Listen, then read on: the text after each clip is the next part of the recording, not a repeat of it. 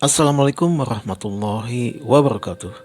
Halo adik-adik dan sahabat-sahabat, berjumpa lagi di channel MB2R. Mari belajar bersama Rudi Triaswanto. Kali ini kalian akan belajar teks laporan percobaan, pidato persuasif, cerpen, dan majas. Sebelum melanjutkan menonton videonya, jangan lupa untuk like, comment, subscribe, and turn on bell notification untuk mendapatkan update video channel ini.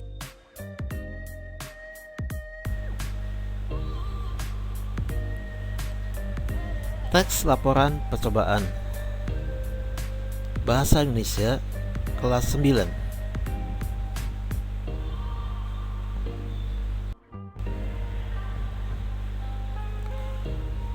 Pengertian teks laporan percobaan. Laporan adalah sajian fakta secara objektif mengenai peristiwa yang terjadi. Laporan percobaan adalah laporan yang menyajikan sebuah percobaan untuk memecahkan suatu persoalan atau permasalahan.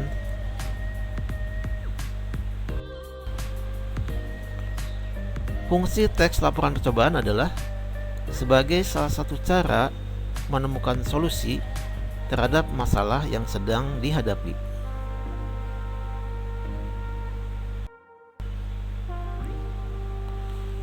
Struktur teks laporan percobaan. Struktur teks laporan percobaan terdiri atas 4 bagian, yaitu 1. Tujuan serta alat dan bahan. 2. Langkah-langkah. 3. Hasil. 4. Simpulan.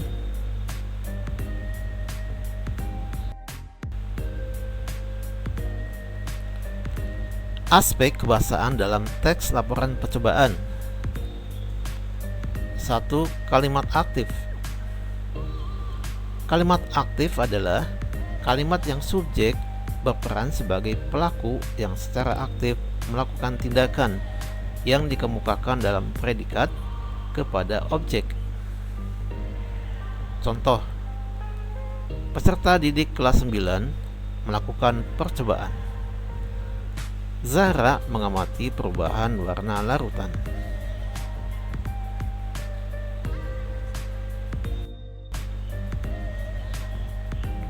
Dua, kata tugas. A. Preposisi atau kata depan. Contoh, di, ke, dari, pada. B. Konjungsi atau kata hubung. Contoh, dan, tetapi, sedangkan, atau, bahkan, jika, sehingga, karena, untuk, supaya, dengan, bahwa, yang, sebelum, setelah, kemudian.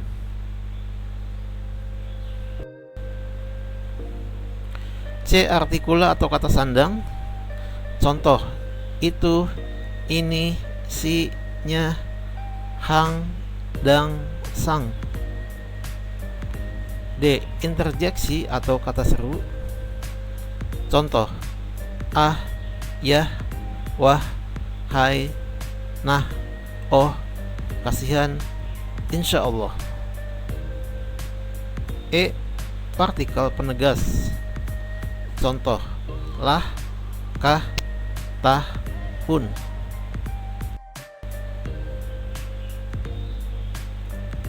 Tiga, kosakata teknis bidang ilmu.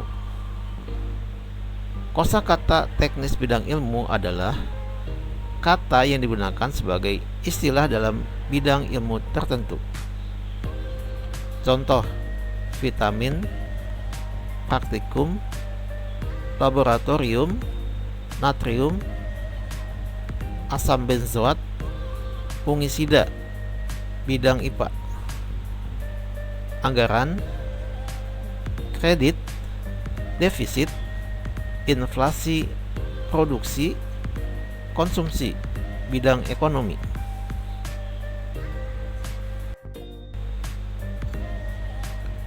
4. Kata serapan. Kata serapan adalah kosakata dari bahasa asing atau daerah yang digunakan dalam bahasa Indonesia yang disesuaikan terlebih dahulu dengan kaidah yang berlaku dalam bahasa Indonesia. Contoh, eksperimen, mengidentifikasi, fokus, indikator, fakta, objektif dari bahasa asing. Murka, durhaka, amblas, mantra, angkasa, tuntas dari bahasa daerah.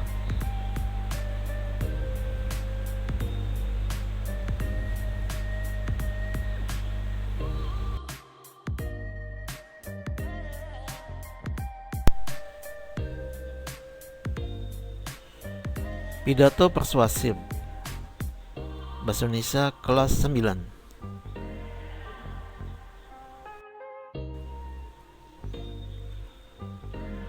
Pengertian pidato persuasif. Pidato adalah bentuk komunikasi satu arah berupa pengungkapan pikiran dalam kata-kata yang ditujukan kepada orang banyak. Ceramah adalah pidato oleh seseorang di hadapan banyak pendengar yang membicarakan suatu hal, pengetahuan, nasihat, petunjuk, dan terdapat interaksi tanya jawab antara pembicara dan pendengar.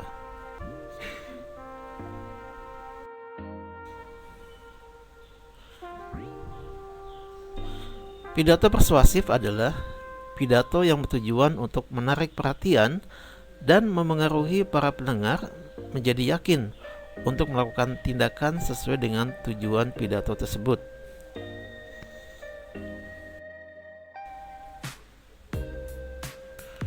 Struktur dan kebahasaan pidato persuasif. Struktur atau susunan teks pidato persuasif. 1. Salam pembuka. Terdiri atas A. Salam pembuka, B. Ucapan penghormatan, C. Ucapan syukur. 2. Pendahuluan. Gambaran pokok dari isi pidato. 3. Isi. 4. Penutup. Terdiri atas A. Kesimpulan, B. Permintaan maaf, dan C. Salam penutup.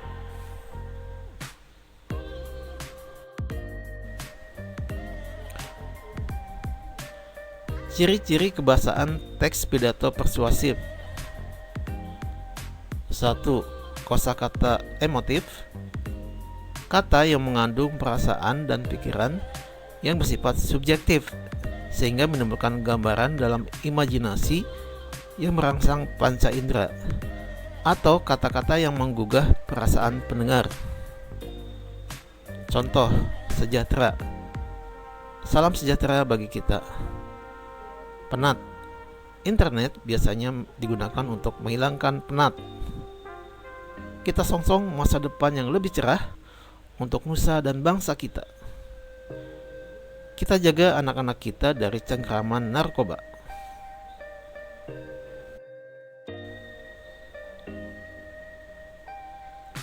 Dua, kosakata bidang keilmuan. Istilah yang digunakan dalam bidang keilmuan. Contoh, teknologi, canggih, globalisasi, vitamin, laboratorium, konsumen, produsen, distribusi. 3. Kata benda. Kata yang menyatakan nama dari seseorang, tempat, atau semua benda dan segala yang dibendakan. Contoh, meja, cincin, hutan, perumahan. Kata benda konkret. Ide, pengetahuan, keberanian. Kata benda abstrak.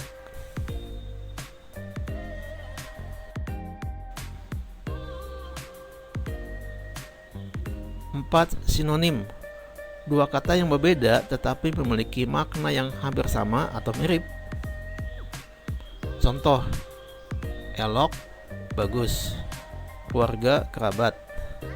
penerangan informasi, manusia orang, penyelewengan penyalahgunaan, pegawai staf, masa era zaman.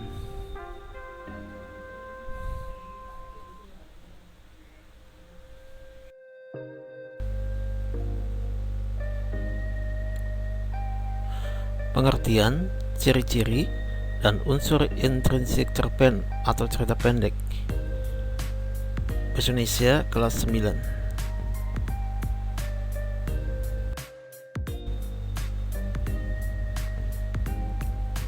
Ciri-ciri cerpen. Ciri-ciri cerpen bersifat fiktif. Panjang cerpen kurang dari 10.000 kata. Habis dibaca dalam sekali duduk. Memiliki kesan tunggal. Aspek kehidupan. Bersifat padu, padat dan intensif.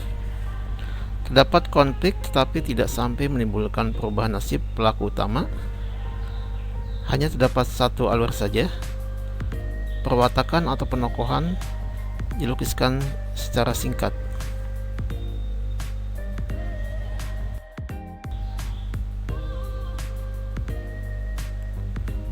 Pengertian cerpen. Cerpen merupakan karangan fiktif yang berisi sebagian kehidupan seseorang atau kehidupan yang diceritakan secara ringkas yang berfokus pada suatu tokoh.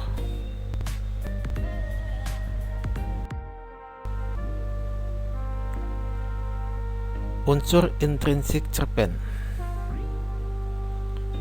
1. Tema. Tema adalah pokok atau gagasan utama sebuah cerpen. 2. Tokoh dan penokohan. Dalam penokohan dituliskan tokoh dan watak dari tokoh. Tokoh merupakan pelaku dalam sebuah cerita. Tokoh terbagi atas tokoh utama, protagonis dan antagonis, tokoh tambahan, tritagonis, dan figuran.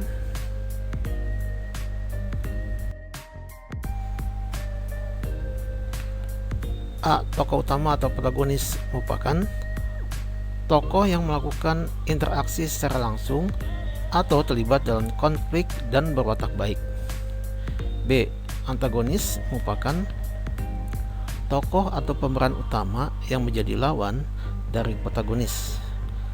Antagonis mempunyai watak yang negatif seperti iri, sombong, dengki, serakah, dan lain-lain.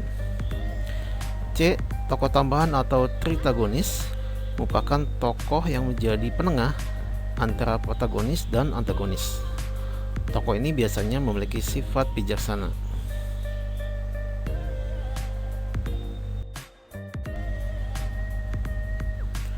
D. Figuran merupakan tokoh yang hanya diungkapkan dalam cerpen tanpa adanya interaksi yang dilakukan tokoh atau tokoh yang tidak terlibat dalam konflik.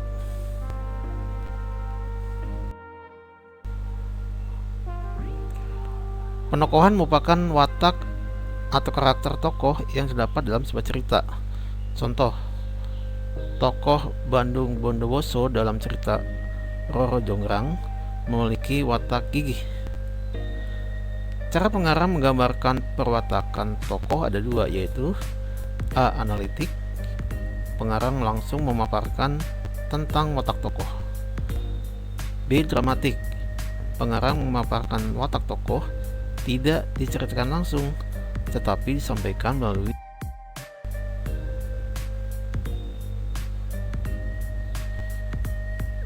pilihan nama tokoh, nama Sarinam, pembantu, melalui penggambaran fisik, cara berpakaian, dan lain-lain, dan melalui dialog.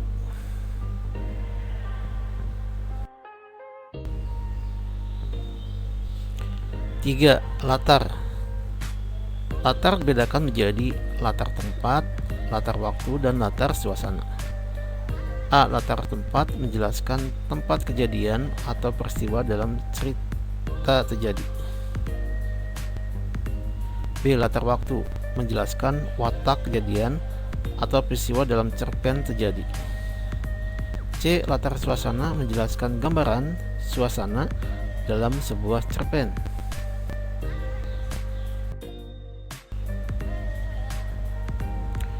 4. Alur atau plot. Alur atau plot adalah rangkaian kronologi peristiwa. Alur dibedakan menjadi alur maju, alur mundur, dan alur campuran. A. Alur maju adalah cerpen dengan peristiwa yang dimulai dari awal sampai akhir. B. Alur mundur adalah cerpen dengan peristiwa yang dimulai dari akhir cerita ke awal cerita. Alur mundur disebut juga dengan istilah kilas balik. C. Alur campuran adalah alur cerpen yang merupakan gabungan antara alur maju dan alur mundur.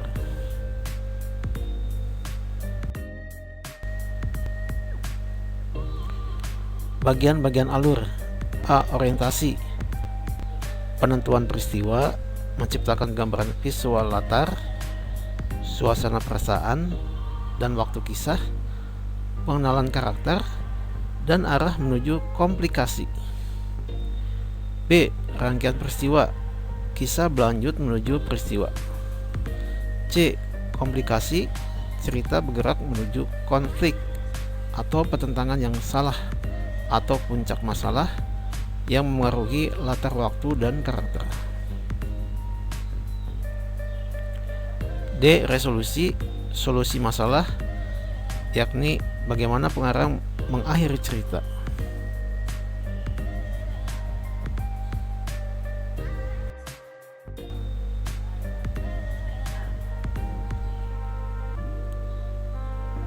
Lima. Sudut pandang atau point of view. Sudut pandang atau point of view berisi pandangan pengarang terhadap cerpen. Bisa saja pengarang menjadi orang pertama atau orang ketiga. A. Sudut pandang orang pertama adalah pengarang terlibat langsung atau orang pertama dalam cerita yang ditandai dengan penggunaan kata ganti orang, aku, saya, dan sebagainya. B. Sudut pandang orang ketiga adalah pengarang tidak terlibat langsung dalam cerita yang ditandai dengan penggunaan kata ganti orang seperti dia, mereka, dan sebagainya atau menggunakan nama tokoh. Sudut pandang orang ketiga terbagi atas orang ketiga terbatas dan orang ketiga serba tahu.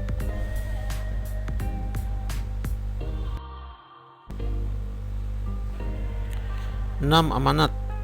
Amanat merupakan pesan moral yang disampaikan oleh penulis kepada pembaca melalui cerpen. 7. Gaya bahasa. Gaya bahasa berfungsi untuk memberikan kesan yang lebih menarik dengan menggunakan majas.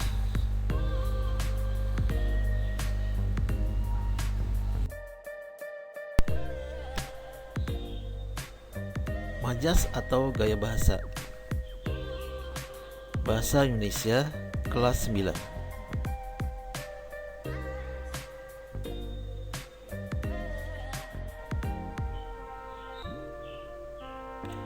Pengertian majas.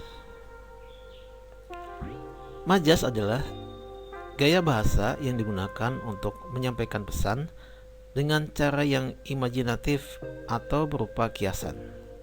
Sifat majas secara umum adalah tidak pada makna yang sebenarnya atau kiasan, atau bermakna konotasi.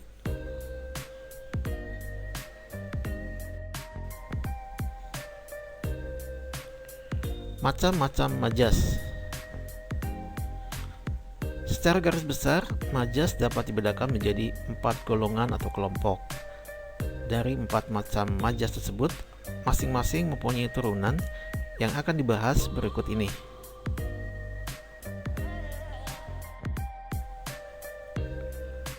Majas terdiri atas A. Majas perbandingan, B. Majas pertentangan, C. Majas penegasan, dan D. Majas sindiran.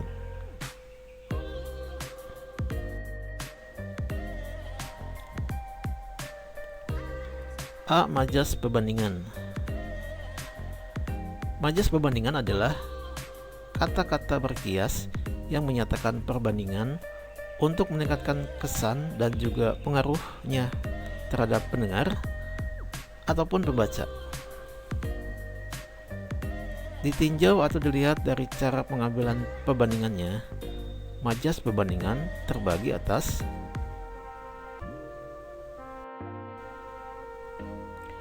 satu, asosiasi atau perumpamaan. Majas asosiasi atau perumpamaan adalah perbandingan terhadap dua hal yang pada hakikatnya berbeda, tetapi sengaja dianggap sama. Majas ini ditandai oleh penggunaan kata bagai, bagaikan, seumpama, seperti, dan laksana.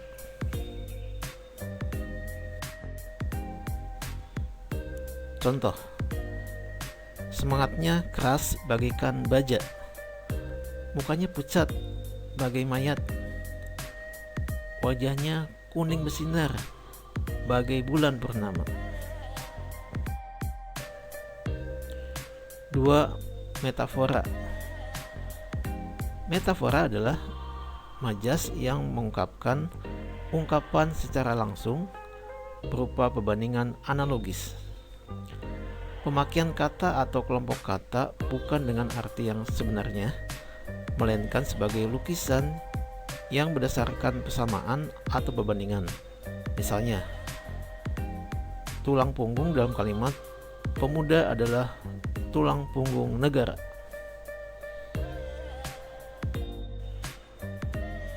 Contoh, engkau belahan jantung hatiku sayangku.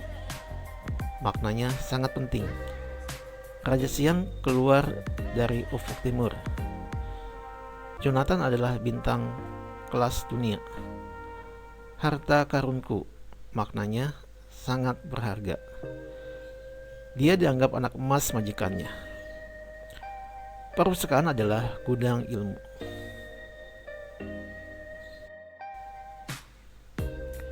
Tiga, personifikasi. Personifikasi adalah majas yang membandingkan benda-benda tak bernyawa seolah-olah mempunyai sifat seperti manusia. Contoh, badai mengamuk dan merobohkan rumah penduduk.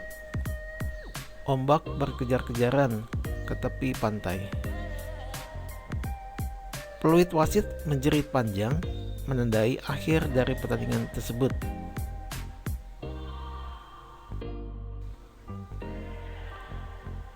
4. Alegori.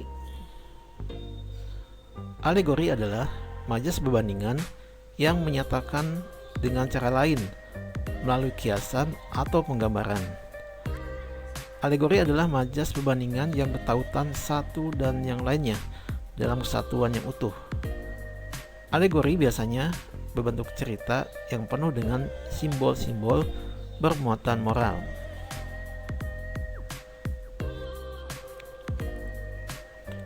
Contoh, suami sebagai nakhoda, istri sebagai jurumudi. Perjalanan hidup manusia seperti sungai yang mengalir menyusuri tebing-tebing yang kadang-kadang sulit ditebak kedalamannya, yang rela menerima segala sampah dan yang pada akhirnya berhenti ketika bertemu dengan laut.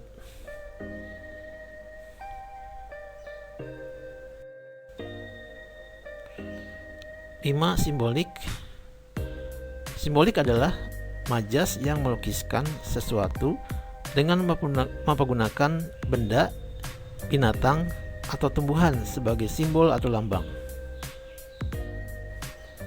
Contoh, ia terkenal sebagai buaya darat. Rumah itu hangus dilalap si jago merah. Bunglon lambang orang yang tak berpendirian. Melati lambang kesucian, teratai lambang pengabdian.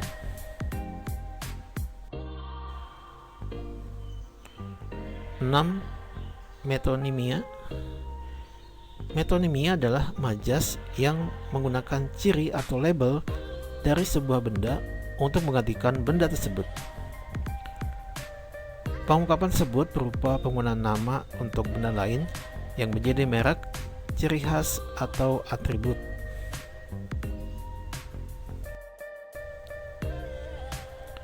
Contoh, di kantongnya selalu terselip gudang garam. Maksudnya rokok gudang garam. Setiap pagi ayah selalu menghirup kapal api. Maksudnya kopi kapal api. Ayah pulang dari luar negeri naik Garuda. Maksudnya pesawat.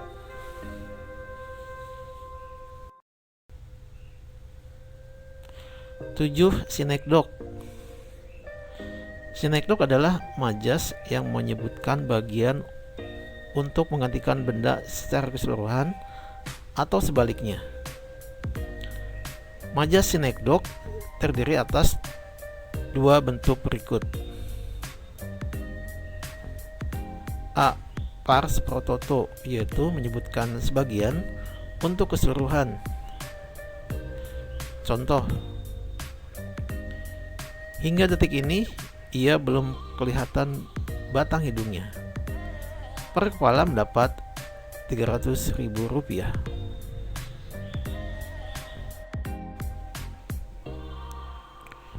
B. Totem pro parte, yaitu menyebutkan keseluruhan untuk sebagian. Contoh, dalam pertandingan final bulu tangkis RT03 melawan RT07, Indonesia akan memilih idolanya malam nanti.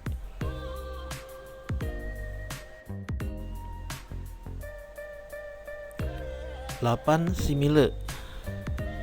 Simile adalah ungkapan dengan perbandingan eksplisit yang dinyatakan dengan kata depan dan penghubung seperti layaknya, bagaikan, umpama, ibarat, bak, bagai. Contoh, kau umpama air, aku bagai minyaknya, bagaikan Kois dan Laila yang dimabuk cinta berkorban apa saja.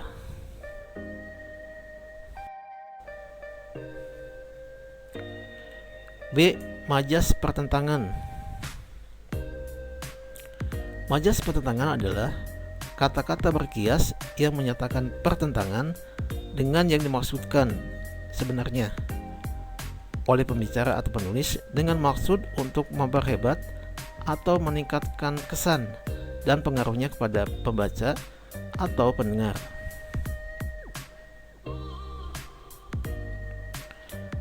Macam-macam majas pertentangan dibedakan menjadi berikut.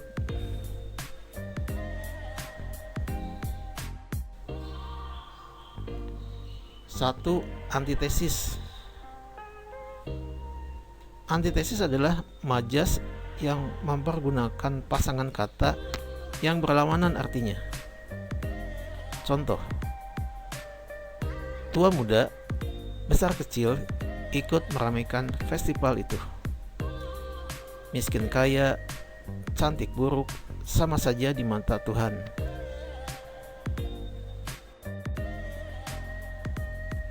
Dua, paradoks. Paradoks adalah majas yang mengandung pertentangan antara pernyataan dan fakta yang ada. Contoh, aku merasa sendirian di tengah kota Jakarta yang ramai ini. Hatiku merintih di tengah hingar-bingar pesta yang sedang berlangsung ini.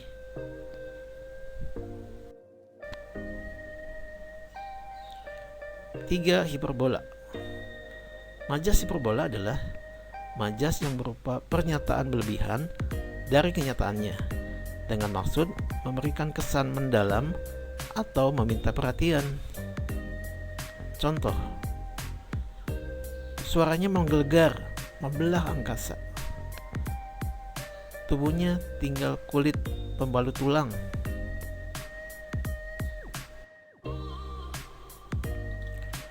4. Litotes. Litotes adalah majas yang menyatakan sesuatu dengan cara yang berlawanan dari kenyataannya dengan mengecilkan atau menguranginya. Tujuannya untuk merendahkan diri. Contoh, makanlah seadanya, hanya dengan nasi dan air putih saja. Mengapa kamu bertanya pada orang yang bodoh seperti saya ini?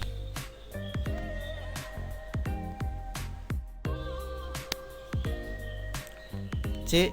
Majas penegasan. Majas penegasan adalah kata-kata berkias yang menyatakan penegasan untuk meningkatkan kesan dan pengaruhnya terhadap pendengar atau pembaca. Majas penegasan terdiri atas 7 bentuk berikut.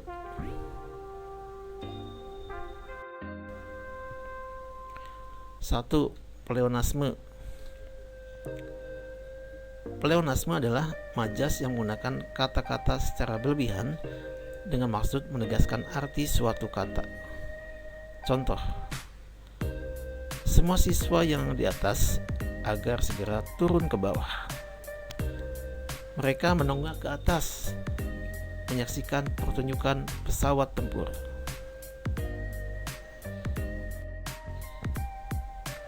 Dua, repetisi. Repetisi adalah majas perulangan kata-kata sebagai penegasan. Contoh, dialah yang kutunggu, dialah yang kunanti, dialah yang kuharap. Marilah kita sambut pahlawan kita, marilah kita sambut idola kita, marilah kita sambut putra bangsa. 3. Paralelisme. Paralelisme adalah majas perulangan yang biasanya ada di dalam puisi. Contoh, cinta adalah pengertian, cinta adalah kesetiaan, cinta adalah rela berkorban. 4. Tautologi. Tautologi adalah majas penegasan dengan mengulang beberapa kali sebuah kata dalam sebuah kalimat dengan maksud menegaskan. Kadang pengulangan itu menggunakan kata bersinonim. Contoh, bukan itu maksudku. Aku hanya ingin bertukar pikiran saja. Seharusnya sebagai sahabat kita hidup rukun, akur, dan bersaudara.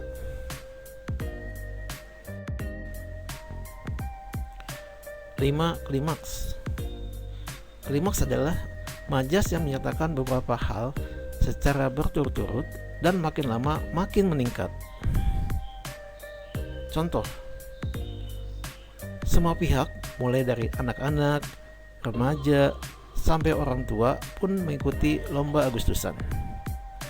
Ketua RT, RW, kepala desa, gubernur, bahkan presiden sekalipun tidak mempunyai hak untuk mengurusi hal pribadi seseorang.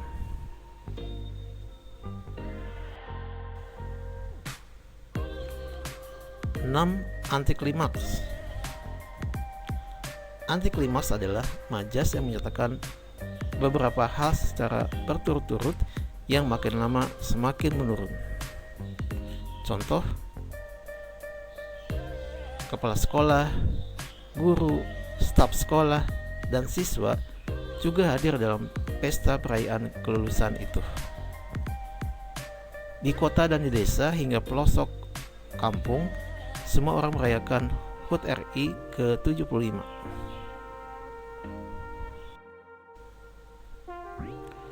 7. Retorik. Retorik adalah majas yang berupa kalimat tanya namun tak memerlukan jawaban. Tujuannya memberikan penegasan, sindiran, atau menggugah.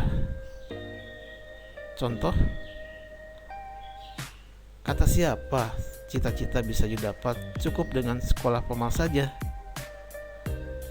Apakah ini orang yang selama ini kamu bangga-banggakan?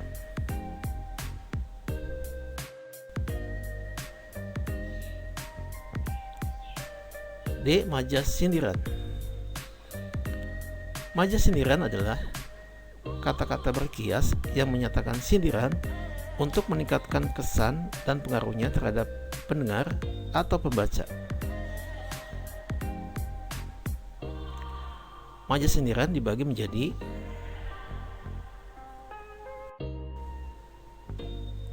satu, ironi. Ironi adalah majas yang menyatakan hal yang bertentangan dengan maksud untuk menyindir seseorang. Contoh, ini baru namanya siswa teladan. Setiap hari selalu pulang malam. Bagus sekali tulisanmu, saking bagusnya sampai tidak dapat aku baca.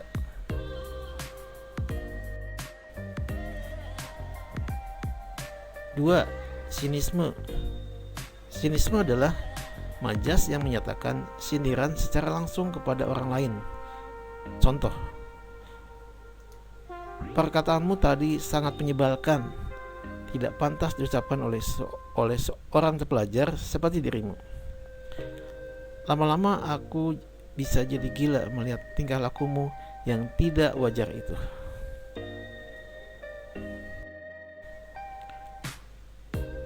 Tiga, sarkasme. Sarkasme adalah majas sindiran yang paling kasar. Majas ini biasanya diucapkan oleh orang yang sedang marah. Contoh, mau muntah aku melihat wajahmu, pergi kamu. Dasar kebal dungu, kerja begini saja tidak becus.